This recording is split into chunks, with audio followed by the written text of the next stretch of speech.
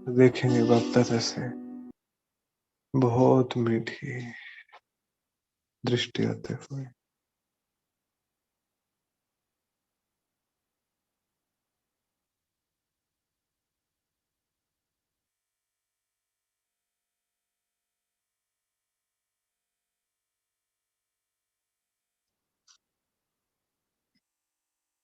शक्तियां भरेंगे खुद में।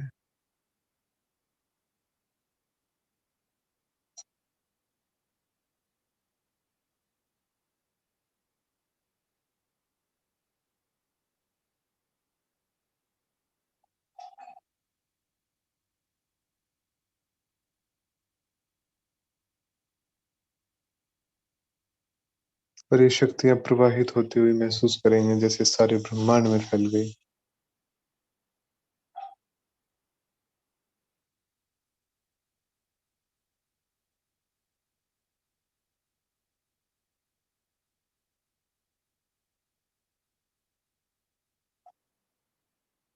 और इसी शक्तिशाली अवस्था में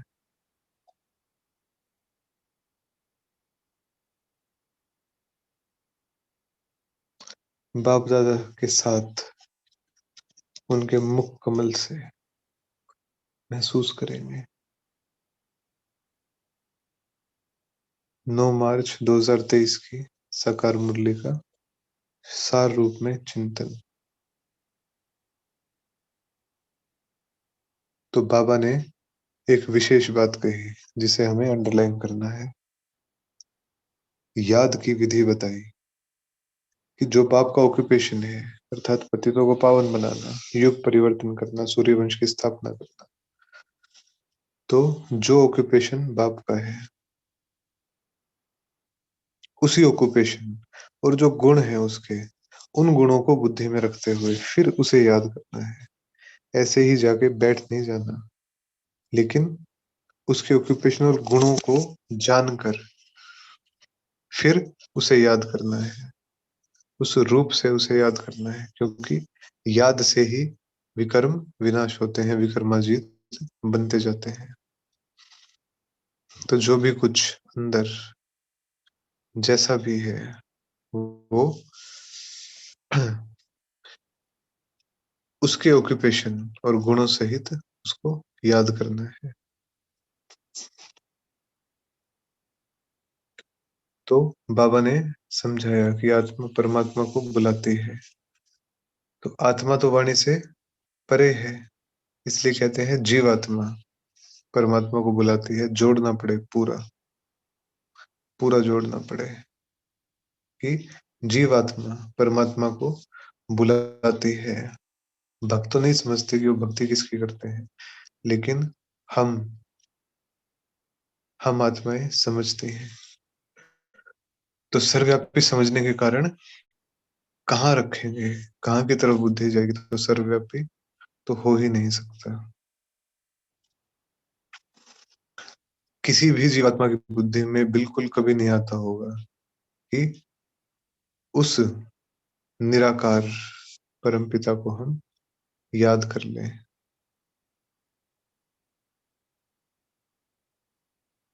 तो याद करने का भी कायदा है। जो बहुत ऊंचा और बहुत सर्वश्रेष्ठ कुछ देखे जाते हैं, बार बार उनको याद किया जाता है, या जो जरूरत के समय काम आते हैं उनको याद किया जाता है। तो उनकी याद जिंदगी भर रहती है। किनकी? जिसने एक तरीके से एहसान किया हो, किसी ने कुछ दिया हो हमें, तो एक अलग प्रकार की सी ही हिचक रहती है, तो उनकी याद जिंदगी भर रहती है। वो व्यक्ति कभी भूलता नहीं है, भले ही 5 साल का हो, भले ही 5 महीने का हो, 5 दिन का हो, तो वो भूलता नहीं है कि समय पे ये काम आए थे। वो भूलता नहीं है आत्मा को, तो नाम रूप सब याद रहता है।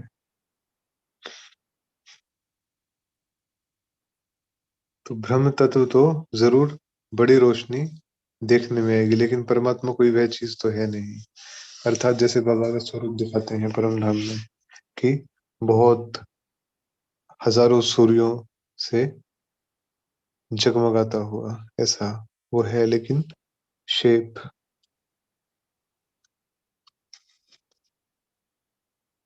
तो अब बाप हमें समझाते हैं और ये भरोसा करते हैं कि ये समझेंगे, कि वो हमें विश्व का मालिक बनाते हैं। तो मनुष्य को तो ना आत्मा का ना परमात्मा का ज्ञान है। आत्मा है सूक्ष्म से सूक्ष्म, जिसका पता भी नहीं पड़ता, और जब अंदर प्रवेश करती है फिर निकल जाती है। तो बहुत महीन बातें हैं कि कैसे जन्म होता है, कैसे मृत्यु, क्या ट्रांजिशन। डिटेलिंग में बुद्धि से तो हमने देखा होता है, लेकिन डिटेलिंग में हम्म, तो अलग अलग सीन, अलग अलग आत्माओं को इमर्ज हो रही है। हम्म, तो हमारी बुद्धि में है कि बाप निराकार है और आत्मा का यही रूप है और कोई रूप है नहीं। तो बहुत अच्छे से श्री लक्ष्मी और श्री नारायण की महिमा और उसमें जुटे हम।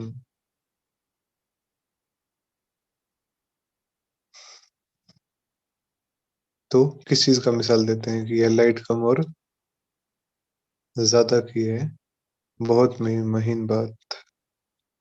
तो वहां पे क्या होता है, श्री लक्ष्मी श्री नारायण की महिमा अब इतनी क्यों चलती है उनकी, उनमें क्या ब्यूटी है।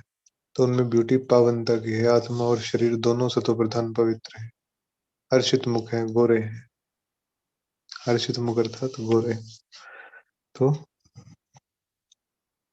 बिल्कुल एक्यूरेट,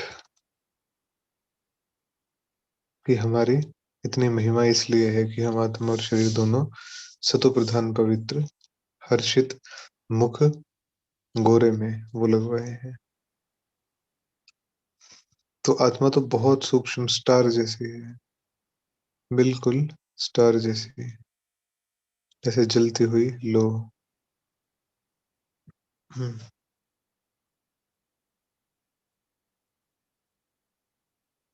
तो याद से ही विक्रम विनाश का साधन एक ही है। बाबा की याद से ही विक्रम विनाश हो सकते हैं, और कोई साधन नहीं है। तो जब नॉलेज देते हैं, नॉलेज देकर फिर मनुष्य जो है उनमें अंधश्रद्धा और भक्ति मार्ग से निकालते हैं। तो जिसको याद किया जाता है उनके महत्व को, ऑक्यूपेशन को, गुणों को जानना चाहिए, क्योंकि बिना जाने क्या होगा। बिना जाने स्नेह नहीं होता, और जहाँ स्नेह नहीं होता वहां कार्य करने का करने की इच्छा भी जागृत नहीं होती। तो परमात्मा की पहचान कोई के पास भी नहीं है, सब खाली है, हर आत्मा खाली, हमें ही भरना है। तो मुरली सुनते सुनते हम भी मुरलीधर बन जाएंगे। तो हम सभी बच्चे जानते हैं कि वो निराकार है, अपने धाम में बिल्कुल स्थित।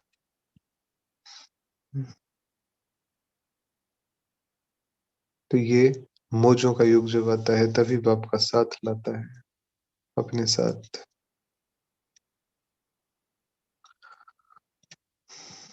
तो किसी को अगर हम बैठ के समझाएं कि वो निराकार हैं, ये तो कभी कोई ने ख्याल नहीं किया है। दिखता नहीं है लेकिन लैच भी नहीं, दिखता नहीं है लेकिन हल्का सा अंदर ही अंदर महसूस होता है, ये हल्का सा मूवमेंट है। तो कलयुग के अंत में आया होगा, फिर से आएगा। क्या आएगा, संगम आएगा। तो ये ख्याल किसी ने भी नहीं किया। ये सब बातें हम ब्राह्मण बच्चे ही जानते हैं कि कलयुग अंत और सतयुग आदि के संगम पर बाबा आते हैं। तो जब संगम आए तब ही बाबा की पधरामणि हो, या तब जब बाबा धरा पे आए, जब बाबा आधार ले, तब से संगम शुरू होता है। तो जरूर कुछ कार्य करने के लिए आते होंगे ना। तो कार्य एक ही है भगवान का, पतित सृष्टि को पावन बनाने का, आदि सनातन देवी देवता धर्म की स्थापना करने का। अब आते कैसे हैं यह कोई नहीं जानते, अवतरण कब हुआ वो भी कोई नहीं जानते। तो वो आकर राजयोग सिखाते हैं। तो ब्रह्मा तन का आधार तो लेना पड़े, और ब्रह्मा ही प्रजापिता बनते हैं। तो बाबा ने स्पष्ट किया कि विष्णु अवतरण ऊपर से गरुड़ पर सवार हो आते हैं, लेकिन विष्णु को तो यहाँ आना नहीं है। विष्णु के दो रूप हैं, श्री लक्ष्मी, श्री नारायण। तो उन्होंने भी यहाँ पढ़ाई पढ़कर, अर्थात संगम पे पढ़ाई पढ़ के ही ये पद पाया है। फिर विष्णु के दो रूप श्री लक्ष्मी, श्री नारायण ही पालना करते हैं, लेकिन गरुड़ पर आए ऐसा नहीं होता। तो बाबा ने फिर से स्पष्ट किया कि पहले नारायण की आत्मा आएगी, फिर लक्ष्मी की आएगी, स्वयंवर करेंगे, तब विष्णु युगल रूप कहलाएंगे।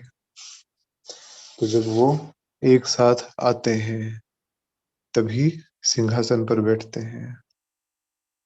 तो ये बातें 84 की कोई भी बता ना सके, कोई भी समझ भी ना सके। मनुष्य सृष्टि कैसे और कब रचते हैं, ये हम बच्चे जानते हैं।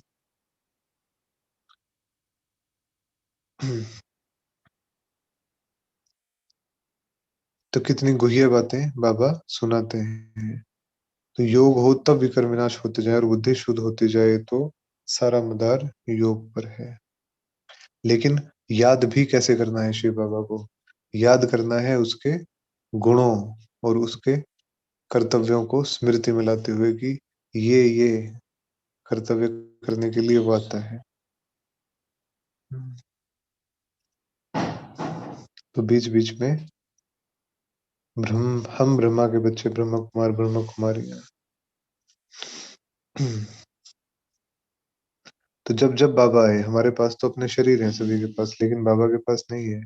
तो जब जब बाबा आए तो ब्रह्मा का आधार लेना ही पड़े, और बड़ा चाहिए, अनुभवी चाहिए।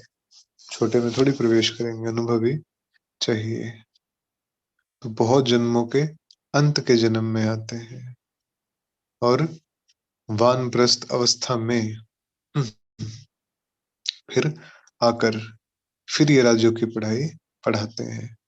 इस पुराने तन में राजयोग सीख फिर सतयुग नया शरीर जा कर ले। तो ये तो पुराना तन है, सतयुग में नया शरीर लेंगे और देवी देवता कह और देवी देवता कहलाएंगे। मनुष्य नहीं, देवी देवता कहलाएंगे। तो वहां माया होती नहीं है। तुम समझा सकते हो कि ब्रह्म कुमार कुमारियां हैं। ब्रह्मा को प्रजापिता कहा जाता है। तो भगवान ने आदम बीबी ब्रह्मा सरस्वती द्वारा रचना रची है। गीता में कहते हैं, मैं राजाओं का राजा बनाता हूँ, शूद्र से ब्राह्मण बनाकर ज्ञान अमृत पिलाए, असुर से देवता बनाता हूँ। तो भले ही जो ये पांचों वर्ण हैं, ये पांचों वर्ण सूक्ष्म रीति थे, सूक्ष्म रीति इनका अभिप्राय था, लेकिन इन पांचों पंथों को अब जैसे जैसे सभी आत्माएं एक्यूरेटली नहीं जानती, वो सतयुग त्रेता को गायब कर देती है। तो तुम समझा सकते हो कि हम ब्रह्म कुमार ब्रह्म कुमारी, ब्रह्मा है प्रजापिता, तो वास्तव में तो हम संतान हुए ना। तो इस यज्ञ में सब कुछ आहूत करना है। तो सभी आत्माएं अपना अपना किचड़ा डालती हैं और अपने पापों को स्वाहा करते हैं। तो वो आग से नहीं जलाई जाती, लेकिन वो चेतना, कॉन्शियसनेस की, हम तो योग में रहते हैं और योग में ऐसा ऐसा दृश्य देख रहे हैं। तो योग अग्नि से पाप भस्म हो जाते हैं। जी बिल्कुल। इस रुद्र ज्ञान यज्ञ में योग अग्नि से हम अपने 5 विकारों को स्वाहा करते हैं।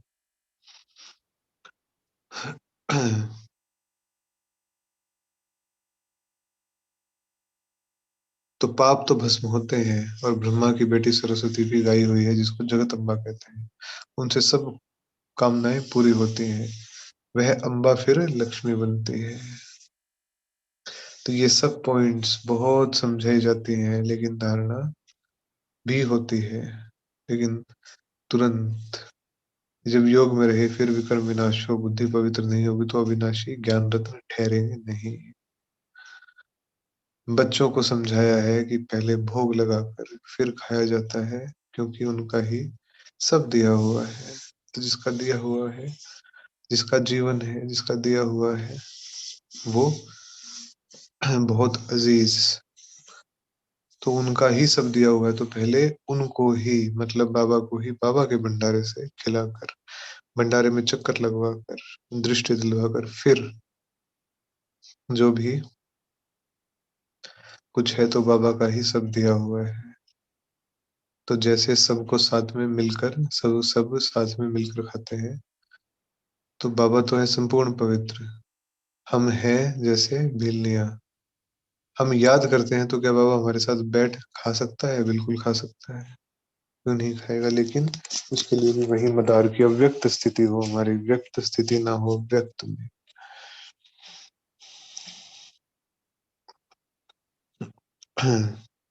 तो एक होता है भासना लेना, दूसरा है कि खाना।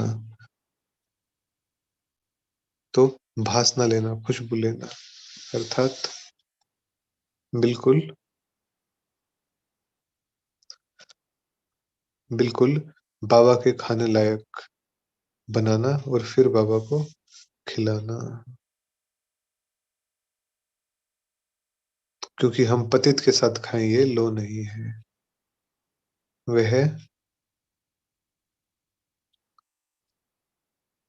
कोई और भासना ले सकते हैं कि हाँ बंद है या खुला है, लेकिन हम बिल्कुल भी नहीं ले सकते। हम पतित के साथ खाएं, यह लो नहीं कहता।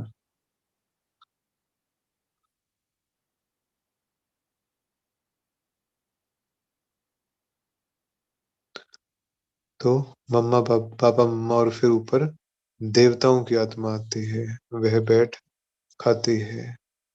तो भोजन पर अटेंशन बाबा ने दिलवाया कि स्वतः तो शांत स्वरूप, लेकिन साथ में भी सभी।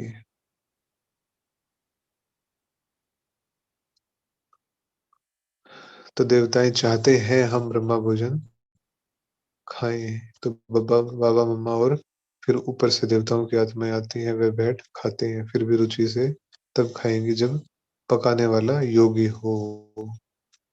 पकाने वाला भी योगी और डाले भी योगी।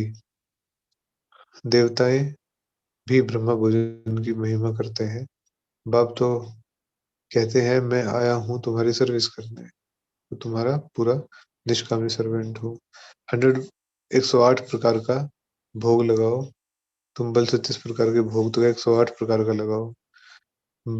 भक्तों ने ही भोग लगाया और भक्तों ने ही बांटकर खाया। भगवान तो निष्कामी है, वह तो ऑफर, ये तो भी ऑफर करना चाहिए।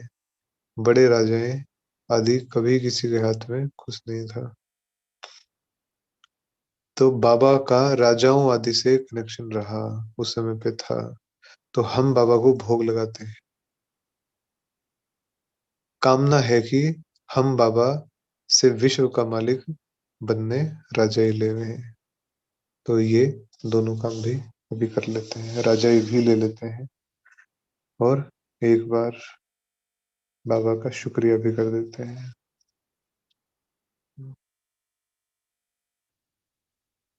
क्योंकि बाबा तो दाता ही है, उससे कुछ लेने की जरूरत नहीं, वो मन के भाव को जानता है। यह सारी सूक्ष्म बातें हैं। भोग कहाँ ले नहीं जाते हैं, यहाँ ही बैठ वैकुंठ का साक्षात्कार करते हैं। यहाँ से जैसे कि गुम।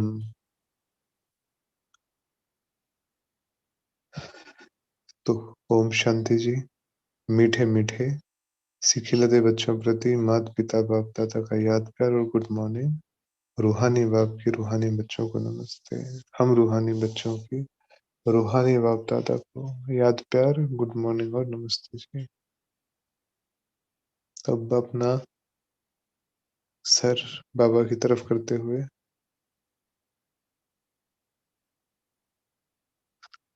बाप दादा से वरदान लेंगे। बहुत गहराई से।